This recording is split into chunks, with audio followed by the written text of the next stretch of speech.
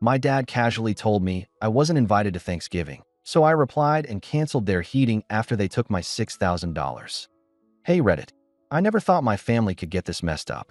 It all started a few months ago when my dad casually mentioned that I wasn't invited to Thanksgiving this year. No reason, just a simple, cold statement as if it meant nothing. I stood there, staring at him, trying to figure out if I was hearing things wrong. It was the middle of the afternoon, and I was sitting in the living room, scrolling through my phone when he walked in, just like any other day.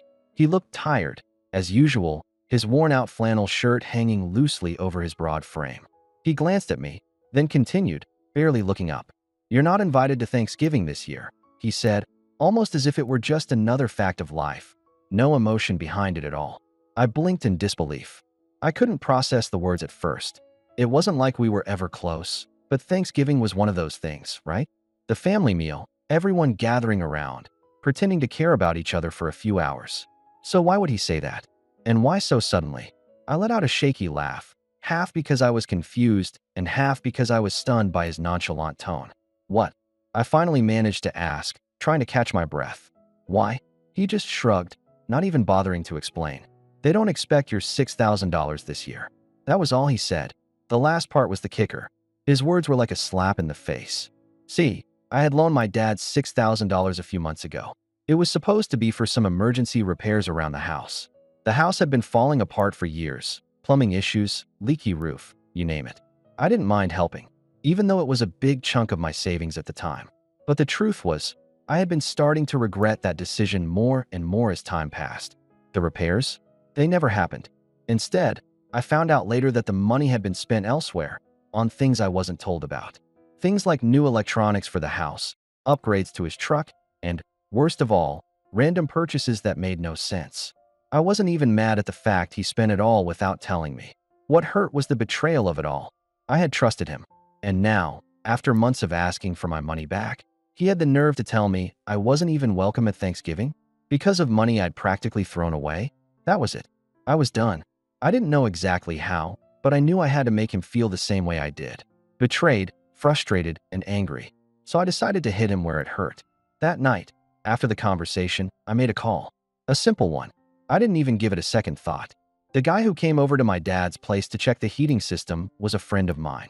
He had worked on my stuff before, and I knew he could help. I told him to cut off their heating, and I made sure to ask him not to leave any trace of it. At first, I wasn't sure if it was going too far. But then I remembered the way my dad had acted, like it was just business as usual, like I was just some random person in his life. It hit me that he probably wouldn't even notice until it was too late. The next day, I got a text from him around noon. "Hey, the heating's not working. Any idea what's going on?" I knew the moment I read it that things had just started, but I didn't answer him right away. I needed to let it sink in. They were cold. They would be cold. The feeling of it, the sudden drop in temperature, metaphorically and literally, was exactly what he deserved. A few hours passed, and the message came again. "Hey, did you do something to the heating? It's freezing in here." I didn't respond. Instead, I just let him stew in it. I couldn't help but feel a little satisfaction. This wasn't just about the money anymore. It was about showing him that I wasn't going to let this go quietly. He thought he could push me aside and treat me like I didn't matter? Well, now he was going to feel what it was like to be ignored, to be forgotten. But that wasn't the end of it. No, the real punishment was still coming. And it wasn't going to be pretty. It didn't take long for things to escalate. After I cut off the heating, I figured my dad would get the hint and maybe try to make things right. But I didn't realize just how stubborn he could be. I waited a couple of days, expecting him to at least give me a call or send a message, something to acknowledge the situation. But nothing. Not a single word. The cold weather started to really set in, and my dad's house was freezing. I couldn't help but imagine him sitting there, shivering, wondering why his heat wasn't working. I wanted him to feel the discomfort, to understand how his actions had left me feeling. And yet, he stayed silent, which only fueled my anger further. But then came the moment I knew would be inevitable. My dad showed up at my door. I hadn't expected him to come over, not like this. I was sitting at home, just finishing up some work, when I heard a knock. I opened the door to find him standing there, his face red from the cold, a look of frustration and desperation in his eyes. I didn't say anything at first, just stared at him, taking in his appearance. He looked like he hadn't slept in days. His hair was messy, and his hands were stuffed in his coat pockets, trying to keep warm. He was clearly struggling, and I couldn't help but feel a little satisfaction. It was about time he understood the consequences of taking me for granted. Without greeting me, he spoke, his voice laced with annoyance. Okay, I get it. I was wrong. Can you please turn the heat back on? It's freezing in there. I could tell he was angry, but he was trying to keep his cool. But there was something else in his voice. He sounded defeated, like he was begging. It was a tone I'd never heard from him before. He was so used to being the one in control, the one who called the shots. But now, he was the one at my mercy. I looked at him for a long moment, pretending to think it over. Part of me wanted to drag this out, make him suffer a little longer. But the other part of me realized something important. I didn't want him to think this was just some petty revenge. This wasn't about the heat or the money anymore. It was about respect. About teaching him that I wouldn't tolerate being walked all over. Why should I help you? I asked, my voice calm but firm.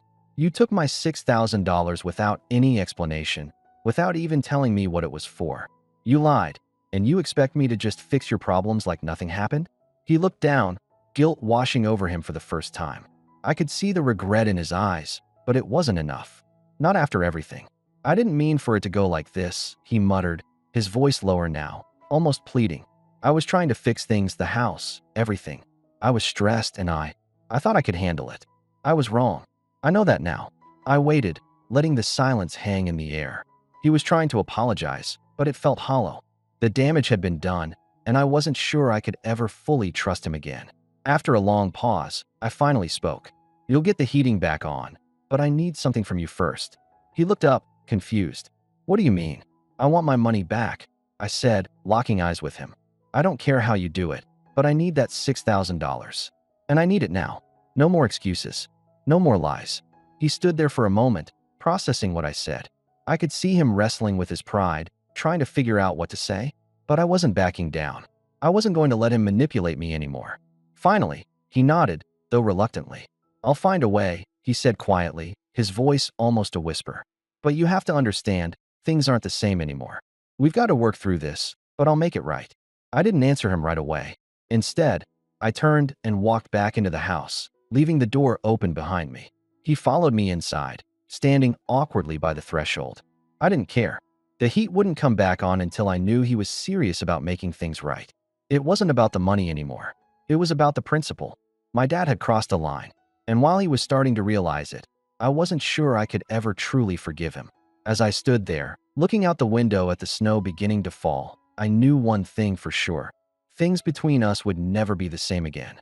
This is the final part of the story. What happens next? Well, it's still up in the air.